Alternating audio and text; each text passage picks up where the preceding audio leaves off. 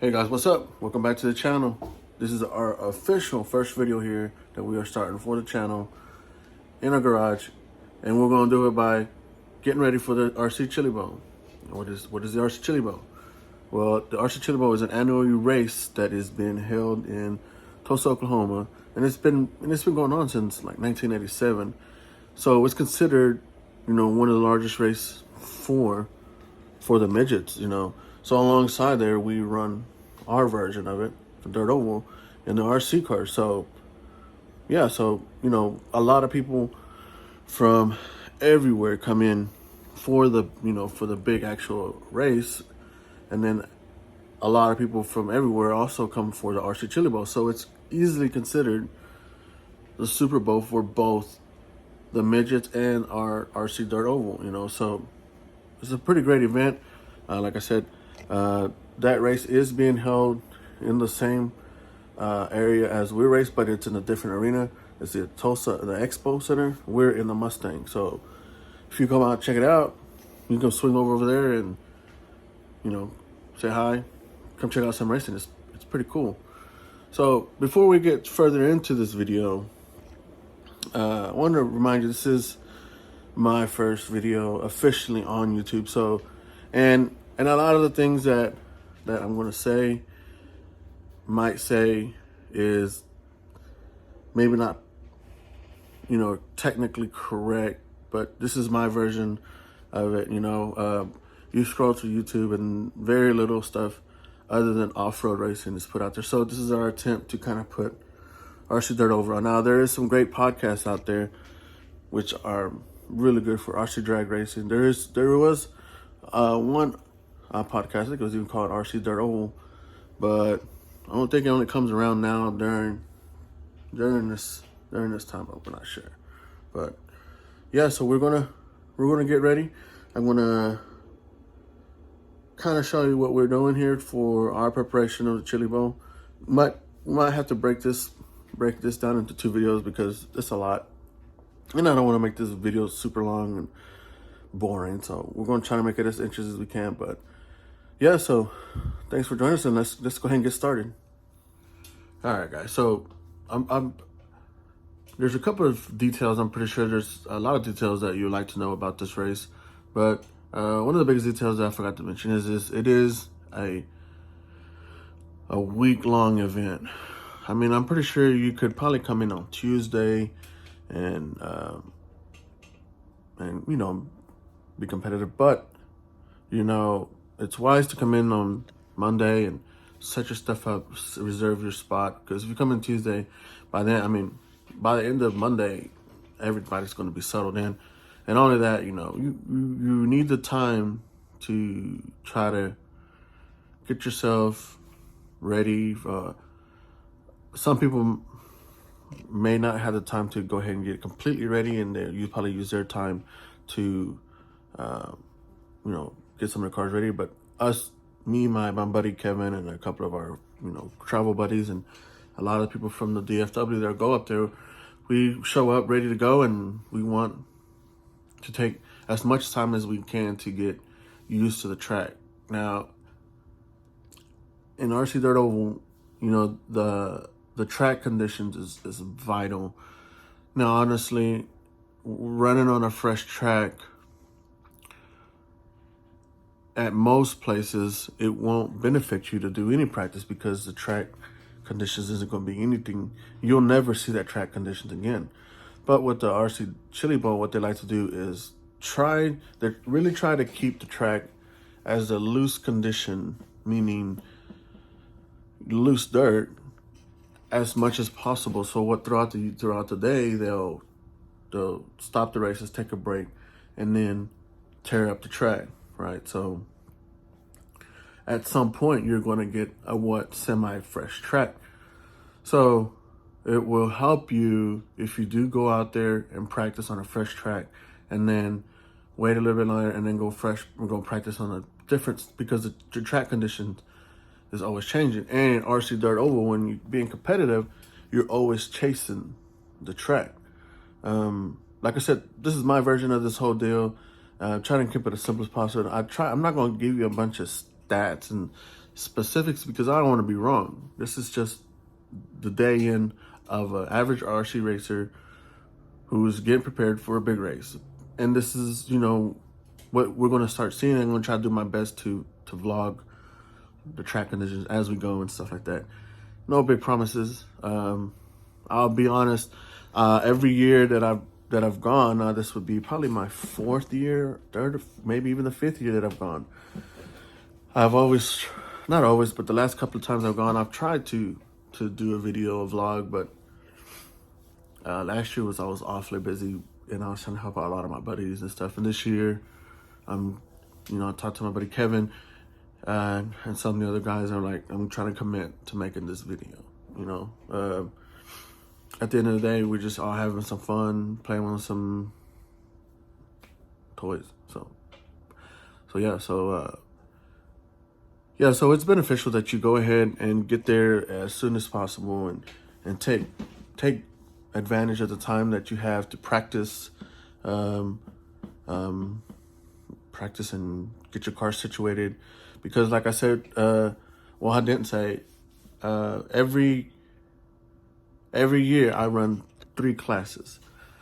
So every class has rules. So the best thing you can do is go ahead and get your cars ready, go in there, make practice. But before you can make practice, you got to get your tech.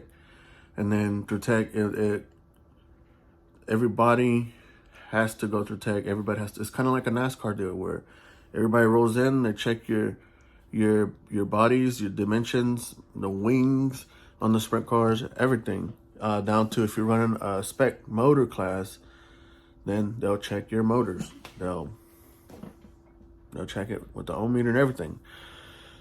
So so it's pretty vital that you get there and go ahead and then you get your track time. So for the last couple of years, I've ran the same classes, pretty much sprint car, that's late model, and SC mod. So last year for sprint car and late model was pretty rough. Sprint car, I ran it so this year's Chili Bowl was in January, right? So consider last year, whatever. But in 2020, obviously, pandemic came around, and it really put a halt to a lot of stuff. Fortunately, they came up with the rule with the whole 6-fig deal, the distance. So we were able to travel to Oklahoma because there's a lot of outdoor tracks. So we're able to race, separate ourselves in the stand, and keep our distance apart because we're out in the open. Helped a lot. So we did a lot of traveling last year. So it gets me back to my sprint car and stuff. So I ran it a lot.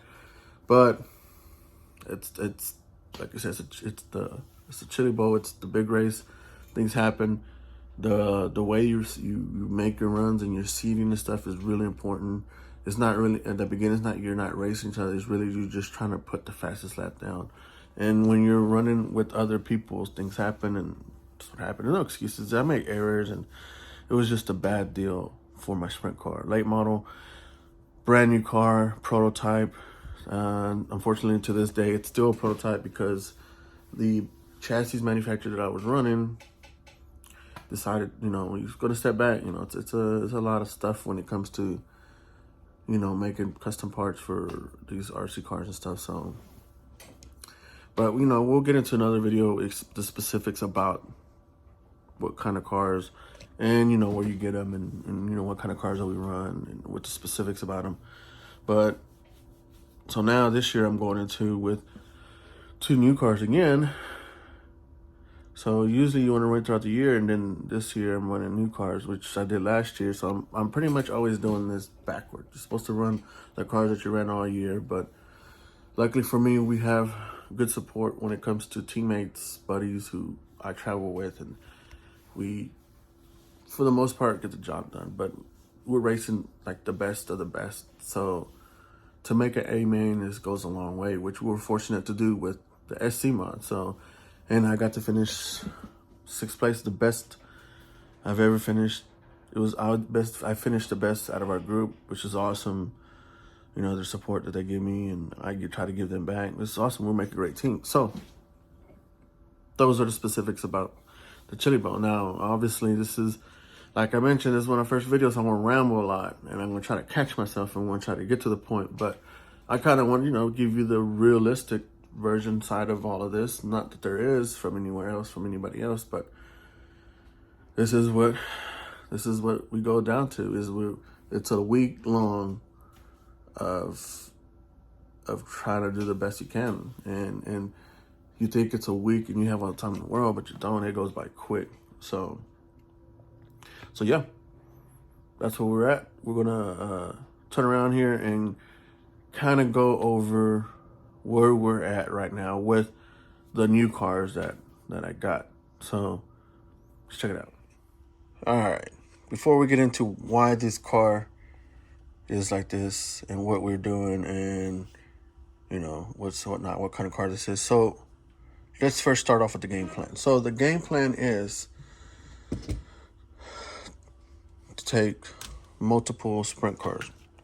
Why are you running two sprint cars if you're only ever going to race one? Well, let's start from the beginning here. So this car right here is a Custom Works Outlaw 4 sprint car.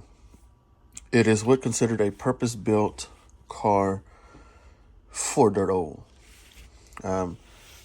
Biggest things that you would consider purpose-built is that everything is built lighter, and it's just a lighter car overall. And we'll go into specifics of why we decided to go with this car later. But this is a car that I bought. It is new to me. I bought maybe 3 weeks ago. I owned this car a while back, and then I sold it. And then I decided to go back. It came up for sale again, so I bought it back. So what we're doing here, we ran this car 3 weeks ago.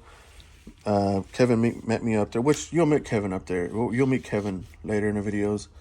But, and all the other guys, Silky, Eric, Andy, everybody from the DFW that we hang out with and everything. So anyway, so we bought this car and we took it to a club race, and, you know, we shook it down. I got there early to get the car.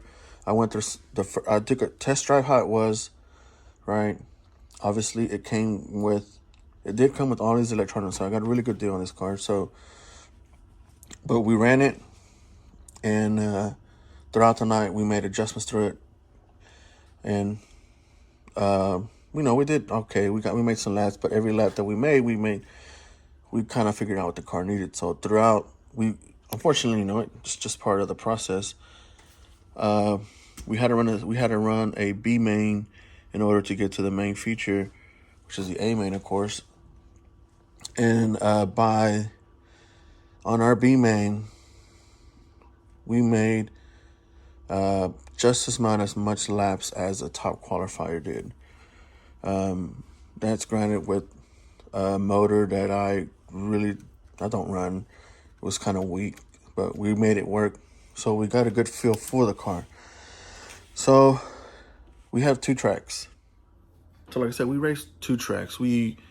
First track that obviously we were doing our testing is at Indy. Indy is in Garland, Texas. It's an indoor track. It is also an off-road track. But on Fridays, they converted for us to run oval, which is great. Other track is Wild Bill's in Irving, and it is an outdoor track. So the track conditions are completely different. The outdoor track is a little bit more of a loose type, but it gets packed in pretty good. And eventually the grip comes up, but not as bad as Indy. Unfortunately, Wild Bill's for the next year is going to be a very short-lived season because, from my understanding, the property is being sold. So don't know what we're going to do, but we'll figure that out. So back to Indy. So we're at Indy, right? Indy, I'm not really sure if it's just the mixture of the dirt and stuff, but every heat race, you know, we started off with fresh tires, and then this is what we ended up with every heat. Now, it's a lot of tire, but, you know, when you don't have anywhere to go, that's pretty much what you're stuck with. So on a high bite track, it's guaranteed, you know, it's pretty much what it said. It's high bite, and it's a high traction, guaranteed traction. So what we had in this car was a high bite setup, which consists of, changing shock positions, fluids, camber link positions, all kind of ride heights adjustments. So we took the setup, we took our notes, and then Custom Works provides setup sheets where you can fill in per track, fill in all the details and stuff. So we go ahead and took all this measurements and jotted down all the points where we had everything mounted, and then we transfer there. So now we're putting a loose setup. Biggest difference is pretty much what I just said is just shock positions, and then ride heights, and then droop levels, and it's a basic setup. Obviously, some of my friends run these cars, so I communicate with them and really good about sharing information. So we're putting a basic setup in there, and then we'll go from there. We'll start from there. And after the Chili Bowl, or after the first round, and depending on the track conditions, we'll probably fill out a sheet so we remember kind of a vlog or a dialogue of how the night progressed or the day progressed. So yeah, so we got this ready, set up, we cleaned it up. There's nothing really good. Now obviously when I got this car, it had the same electronics, but we cleaned up the wiring a little bit. The only thing we got coming for this car still is a different servo. We're going to run a lighter servo. Plus, there's nothing wrong with the servo, but it is a more of a basic servo. We're going to put a little bit different servo. So when the servo comes in, we'll go through a process of showing you how we put it in and how we set up on our controllers and stuff. So now to this car. Why is this car? Well, we're going to run a second car. Well, this car, if you look at it, pretty much the same thing as this car. It just doesn't have electronics in it right now. So the game plan for this class is this car, it's still new, whatever, but we're going to take it. This is the car that we are planning to run. This car was given to me as a loaner, as an option to run. I said, well, what's the difference? Same shocks, pretty much, just whatever, right? So, but the biggest difference of this car is that it has an aftermarket chassis on it that offsets to the left. If you look at that, and if you look at this one, see this one's pretty much just straight up, even, and this one has the offset over here on this chassis. So you pretty much take the kit, the front suspension, rear suspension, and you mount it on this chassis, and it offsets everything to the left. Now, obviously, I'm not really sure the specifics of why and what it does, but to my understanding, it helps it turn. But this car has a real good turning already, so why would you want? Well, I think in my opinion, what it does is pretty much takes the load off the right front spring, so it takes the edginess away off of it, smooths it out. We don't know. Like I said, I don't know the details. I'm pretty much trying this car as, we were trying it out, which I can go into specifics later. Once we get past all this stuff, we'll go over why I decided to go with this car. But a couple of friends of mine, which is like Jennifer and Randy later, that run this car, and they run this particular chassis, which is from Triple P, I believe. It's an Evolution 22 chassis from Triple P, I believe. So they run this class. Let's run this chassis. So once we get up there, I'll ask them, like, hey, what's the biggest difference? And once we get there, maybe I'll video them. I don't know. We'll go over it. But once I know, I'll let you know. But this is why we have this car. All right. So you got the car. Now what? So the game plan is to make this car identical to this car, and we will compare it, same track conditions and stuff, and see what it is that this does and if we like it.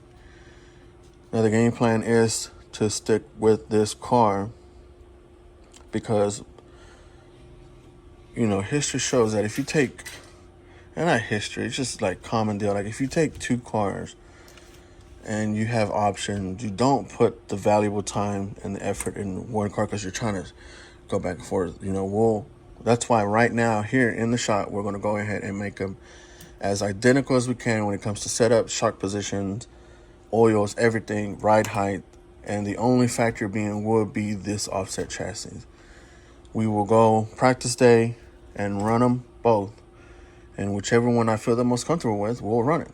And then after that decision has been made, this car, whichever car, will be pretty much there as a backup. If something happens that we bust something on this car and we don't have the parts in our parts box, we might pull off of this one, whatever. Or if the track conditions gets to the point where it's super high bite, which this should be really good, and in my opinion, right, we will go to this car. But backup car. One of them is going to be a backup car. And once we make the decision, we're going to put 100% into that car that day, that event, and we'll move on. So that's the plan. All right, Vic. Well, that's one class. What about the other classes? Like I mentioned, I'm running 2 other classes, and I'm running the late model. The late model itself also was, it's a brand new car. It's a brand new car out of the box. We put it together. I think I was off on the setup, thinking the track was going to be super high bite, and the other condition that we usually get at Indy, other than high bite, is like a really slimy, because they overwater it, the moisture comes up or something, and it just stays. It's like a slimy feel on the track. So we missed the setup.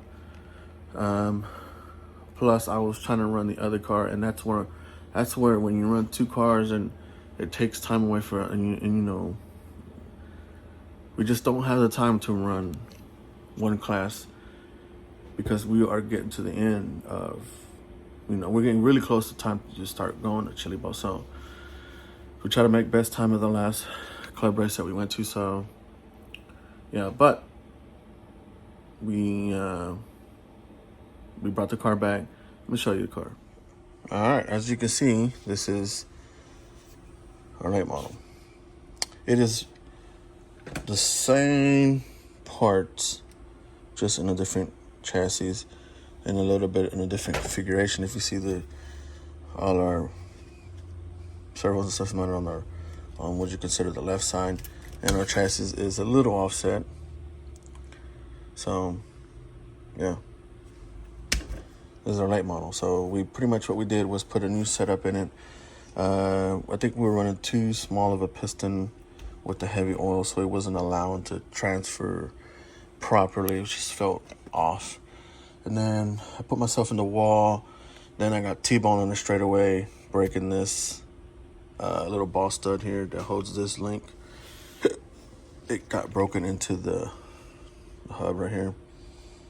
So we replaced it, put it back together. We put a loose setup in it. We consider loose setup, so it has droop. What is droop? Pretty much when you raise the car up, the car, as it goes, as it transfer weight, the tires, the arms sag a little bit.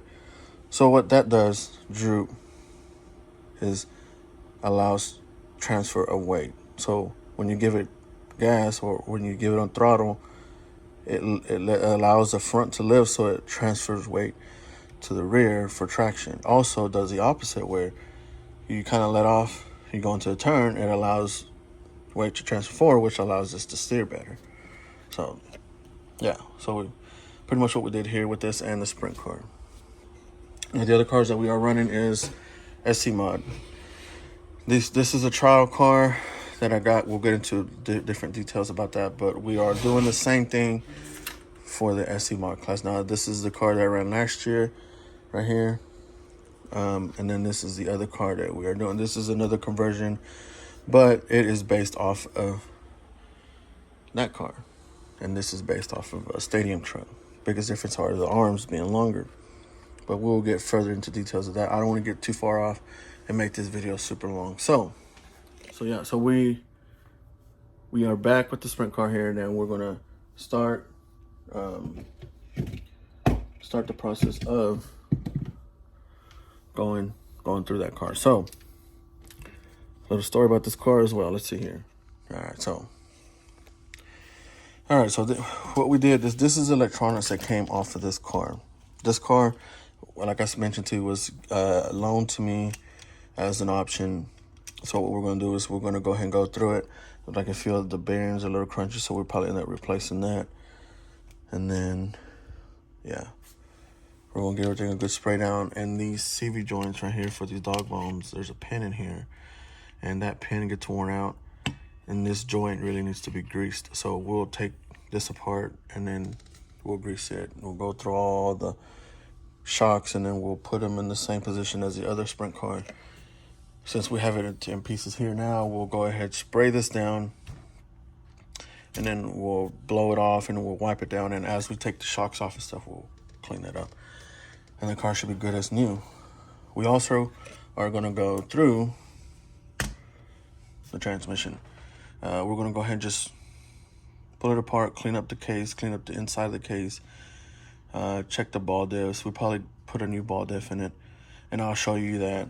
And we'll freshen it up, check the bearings, and put it back together. And then we'll start putting everything the same. And then we'll put our electronics. Now, nothing wrong with these electronics, but it is someone else's. And this is one of the most important, most expensive parts of, you know, the other hobbies, electronics and stuff. And I don't want to burn up his stuff. Last thing you want to do is burn up someone else's stuff. So we will option to put our stuff in there, and if we burn it up, we burn it up. And primarily, we run the same thing.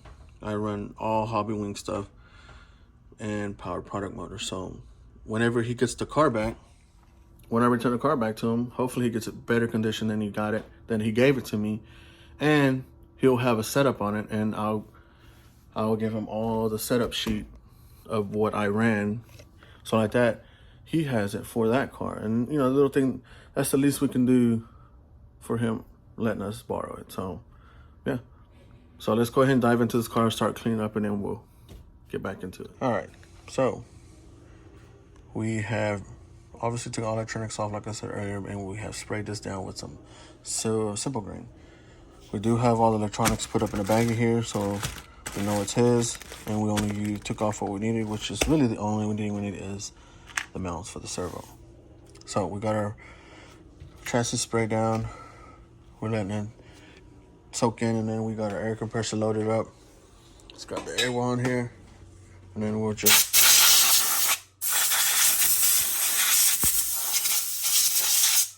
pretty much just blow it all down. We'll blow all the dirt and stuff off the transmission case before we disassemble it. So, and as we go, like I said, we'll take everything apart and we'll wipe the plate down and, you know, check all the bearings. So we'll get back to that. All right, so now,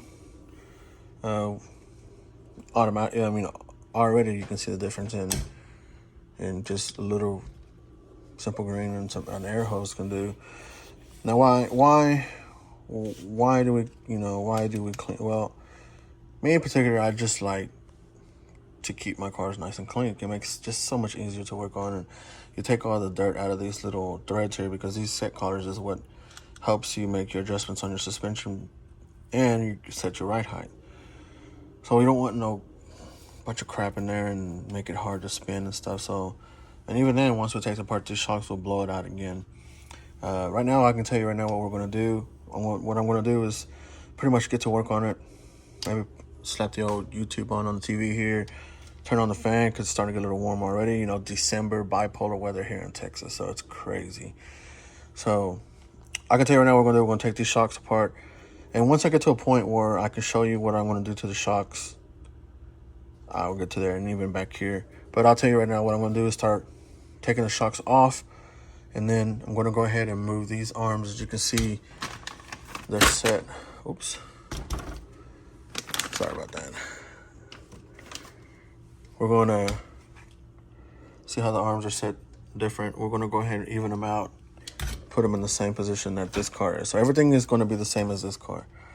So that's what we're going to start doing. So we're going to go ahead, move those, and then start taking the shocks apart. And then once I get to a stopping point, I'll turn the camera back on.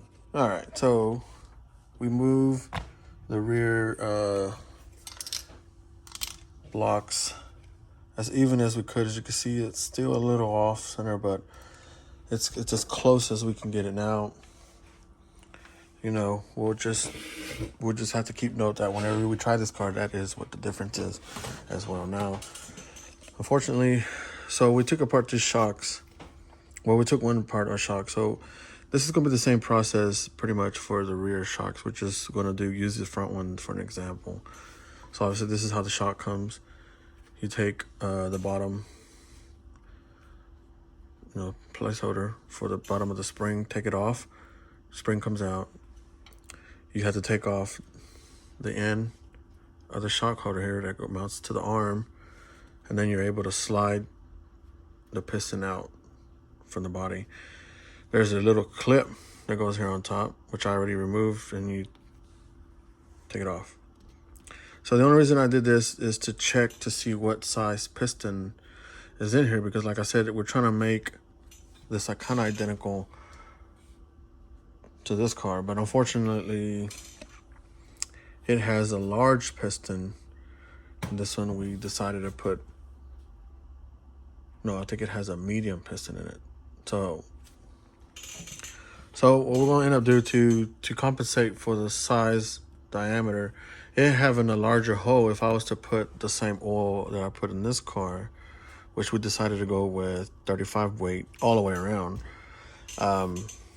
if I put that same size fluid in this larger hole, because it has a larger, the two holes are larger, it's going to react faster. It's going to be a faster shock. So what we're going to do to compensate for that, we're going to go ahead and put some 45 fluid. So that should, per se, even it out. And then we'll check the rear shocks as well, but we'll do the same fluid. And what we're going to end up doing is going with yellow springs in the front, and we're going to put the red ones in the back, just like this car. So once again, I'm going to go through all the shocks. We're going to go through and put them all together.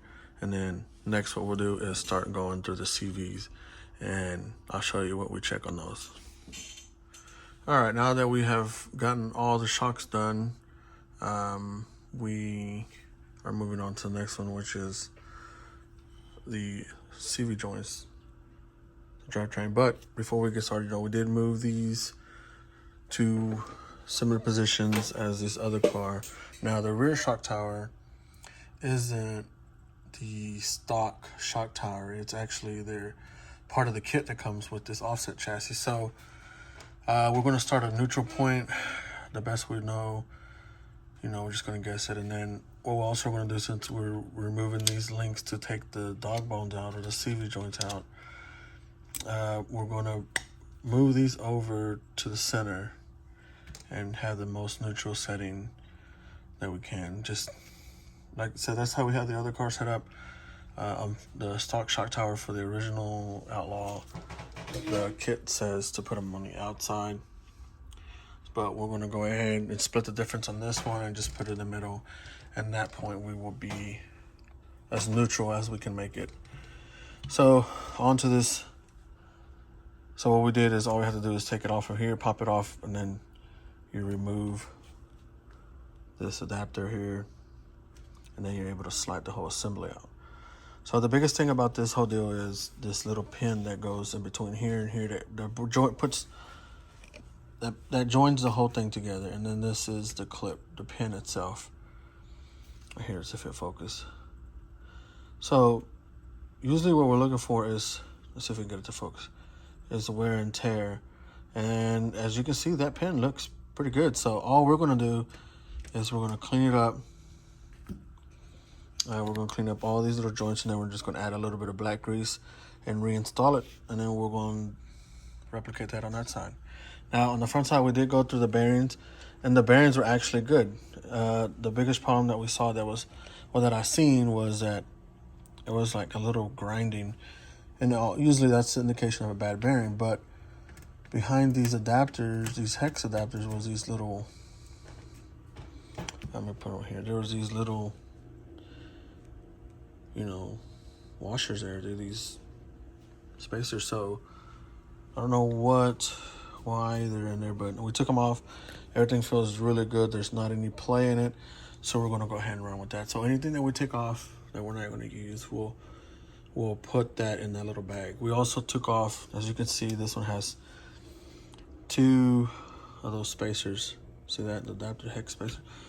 That one had 2, and then the other car doesn't. So we're, like I said, we're going to try to make it as similar as possible. So we went ahead and did that. And like I said, anything we don't use, we took off from and put in that little bag. So we return it back to the original owner. So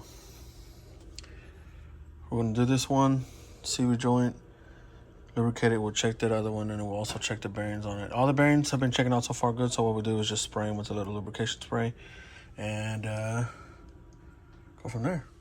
After that, we'll get the camera back up, and then we'll show you what we're going to do next, which is obviously the only thing that's left to do other than install electronics is go through that transmission. So that itself has a bunch of pieces. So we'll go through that when we get that in a minute. All right, so just like that, we are done. Unfortunately, it took us pretty much all day to get this together. You know, I did take a break a little bit, had to do a couple things around the house, but as you can see, we have everything installed. You know, we try to do it as neat as possible. It still could be a little bit cleaner, but the main wires are shorter. There's not too much of a rat's nest, just a little bit, but yeah, pretty much we got it done. So we also went ahead and put the front wing on. We did put the wing on it, and then we did drive it. We had to set the center on the servo, and then we had to make sure, because we had to adjust the turnbuckles to where we replaced them at, so we had to make sure everything was tracking straight and everything. So yeah, we set the right height at. We going with the 18 in the back, 17 in the front. So yeah, that's it. Now obviously there's a whole lot more attention that we can, or detail that I can probably bring out in the build and in the process, but that's pretty much the little quick highlight of it, what I do when it pretty much comes to rebuilding. Now usually I typically, after like 3 hard races, I pretty much go back through everything and check the bearings and stuff, and then make sure everything is lubricated, make sure no leaks are coming out of the shocks. And if, you know, if there's a bad accident or something like we did in the late model, we did check that one shock shaft, make sure it wasn't bent so it won't bind up. So, but yeah, we got pretty much both sprint cars ready. We got the late model ready as well, as you can see there right there. So up next we have the SC mods. SC mods are, it's going to be this one shouldn't be so bad. We're just going to rebuild the transmission, change the motor. We have to solder that in, and then this one too, we're going to change all the electronics. So yeah, but for right now, I think we're going to cut it off right here. Tomorrow we'll start on those 2, and it'll be episode 2, and we'll go from there. And then the only other things we got to do is maybe an update on the ESCs, make sure everything is good so we don't have to worry about that when we get there. And then we do have some upgraded servos for the sprint car, and I believe the late model. I can't remember, but yeah. So that's it for right now. I mean, thanks for joining us. You know, as I say, you know, comment what you'd like to know, if there's anything else, any more particulars you want to get to know, questions, likes, dislikes, anything maybe you want to hear, you want to see regarding all the RC stuff. But this is only day 1. We have a couple more days before a whole week of RC Chili Bowl. So thanks for joining us, and we'll see you on the next one.